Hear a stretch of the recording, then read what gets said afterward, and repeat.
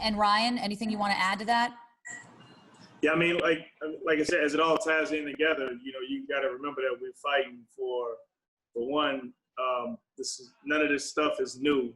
It's just being televised. It's just being recorded. It's being seen. And the stir-ups are just because all we are saying is that the basic word of matter. Stirring people up to say like, hey, we're just saying that we matter. That's it. How much lower can you go than matter besides exist? And to be stirred up in every aspect, to have people, everything that's going on is displaying that they don't, so that's the only reason why I'm speaking of it. All of these situations from Breonna Taylor, Javier Amber, George Floyd, they all, are displaying that to white America or to policing white America or to, people that follow that realm that they don't matter. They don't matter at a mass level. So, it's just about just seeing when you say they're waking up. We've been asking for that forever, right. And that's from the end of slavery to convict leasing to segregation to Jim Crow, to everything up until now. It's been like, so what? So it's a good thing to see them waking up to that, and not in the sense of like, hey, we told you. It's just like, okay, well, at least you finally are listening. To see monuments being torn down for what they represented is a very big move. To see certain laws and aspects being changed about the non-violent first responders of actual police departments is a big change. And people taking action on things like Javier Ambler and seeing like, oh, that was wrong, so now we have to change how we do things. That's a big change for me. So, like I said, we really only fighting for, like I said, what matters. We just saying they matter. Never said nobody else matters. It's just that we matter too. And by the masses, you're displaying that we don't. So seeing that change is a good feeling, but it's a long journey. Yeah, all lives can't matter until Black lives matter just as much as anything else, for sure. You both have children, and I think as parents, this is such an interesting time right now. Are you two hopeful for the future of the country? Ryan, why don't you go first here?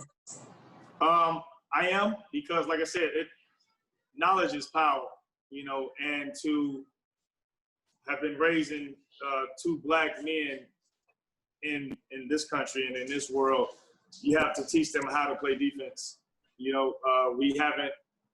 We haven't lived a life of learning how to play offense. As a Black man, you learn to play defense. You're playing defense in everything that you're doing. I wake up in the morning, I have police against me, I have other Black men against me, I have some Black women against me, I have white males against me and everything else before I step out the door.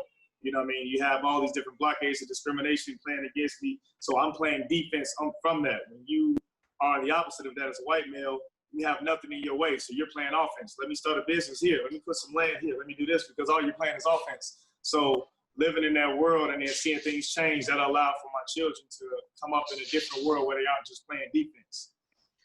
Let's hope. And Charmaine, hopeful for baby Nola? Definitely hopeful for baby Nola. I'm so appreciative for this Black Lives Matter movement. It just also sucks because so many of us have already died and we're dying every day to police brutality.